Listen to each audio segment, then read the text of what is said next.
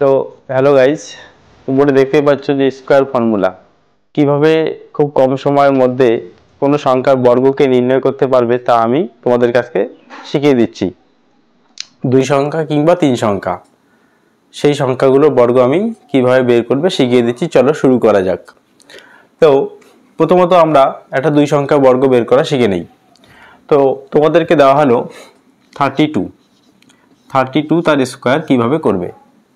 তো ভালো করে লক্ষ্য করো, 32 স্কোয়ার করতে গেলে প্রথমত আমাদেরকে এই যে সংখ্যাটা 32 এর 2 এককের যে ঘরের যে মানটা সেটাকে আগে স্কোয়ার করে নিতে হবে। তো 2 এর স্কোয়ার কত হবে? 4। 2 এর স্কোয়ার 4। এবার কি করব? নেক্সট আমরা করব এই যে সংখ্যাগুলো, এই সংখ্যাগুলো গুণন করব। 3 2 এ 6, 6 এই যে স্কোয়ারটাকে গুণন করে দাও। 6 2 এ 12, 12 2 12 হলো। এই যে 12 আমি 2 এখানে নিয়ে নিলাম, হাতে কত 1 আছে। এবার কি করব? এই যে 3, এবার এই সংখ্যাটা 3টাকে স্কোয়ার করে দেব। 3 এর স্কোয়ার 9 আর হাতে 1 10, এই যে 1024 32 এর স্কোয়ার। তো চলো আরেকটা দেখে নেওয়া যাক। 54। তো কাজ আমাদের তিনটা। কয়টা কাজ? তিনটা কাজ। প্রথম কাজ হচ্ছে এককের ঘরের সংখ্যাটাকে স্কোয়ার করে দেওয়া। 4 এর স্কোয়ার 16 হবে। তো 16 6কে নিলাম, হাতে 1 থেকে গেল। এবার কি করব?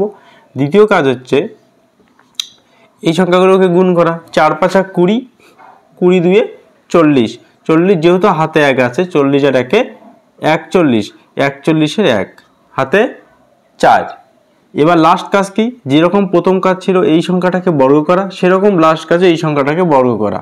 5 5 25, 4 29, তাহলে 2916 হচ্ছে 54 বর্গ।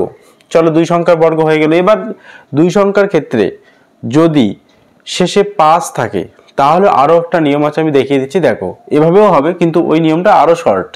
তো মনে করো 15 স্কোয়ার কিভাবে বের করব। তো 15 স্কোয়ার বের করতে গেলে আমাকে এই সংখ্যাটা 5-এর বর্গ করতে হবে। 5-এর বর্গ, 5-এর স্কোয়ার 25, একদম ক্লিয়ার। এবার কি করতে হবে? 5-এর স্কোয়ার 25, তারপরে এই যে সংখ্যাটা দেখতে পাচ্ছ 1, 1কে 1 বাড়ালে হবে 2, মানে এই সংখ্যাটাকে 1 বাড়িয়ে দিতে হবে সবসময়। 2, ওই 2 এর সঙ্গে এই সংখ্যাটা গুণন, 2 1 কে 2। নেক্সট দেখো 75-এর স্কোয়ার।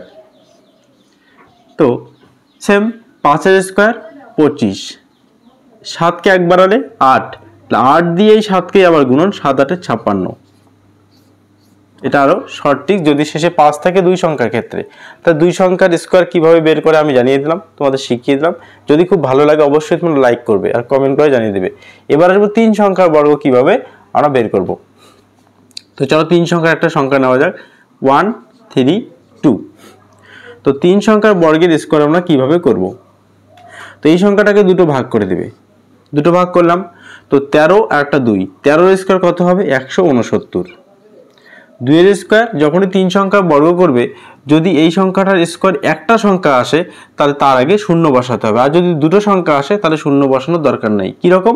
2 এর স্কোয়ার 4, তো 4 জায়গায় একটা শূন্য বসিয়ে দেব। এবার কি করব? লাস্ট আমাদের এবার যেটা করতে হবে সেটা হচ্ছে এই যে সংখ্যাগুলো, এই সংখ্যাগুলোকে গুণন করতে হবে। তো চলো 13 2 26, 26 2 52, 52-র একটা 5 এখানে নিতে হবে, একটা এখানে নিতে হবে। এবার যোগ করে দেবো, তাহলেই চলে আসবে। কত হবে? 4 2 9 5 কত হয়? 14, আর 6 আর 1 7 1। চলো আর একটা দেখে নিচ্ছি আমি। 104 তার স্কোয়ার। তো 104-এর স্কোয়ার করতে গেলে দুটো ভাগ করব। প্রথমত 10-10-10-এর স্কোয়ার 100 হবে, 4-এর স্কোয়ার 16। এবার এটাকে গুণন, 4 10 40, 40 দিয়ে 80, এটাকে যোগ করে দেব। 6 1 8 0 1। তো তোমরা চলো আমাকে এইটা কমেন্ট বক্সে 139-এর স্কোয়ার এবং আমাকে 64-এর স্কোয়ার কমেন্ট বক্সে অবশ্যই জানিয়ে দাও, শর্ট ট্রিক্স অ্যাপ্লাই করে।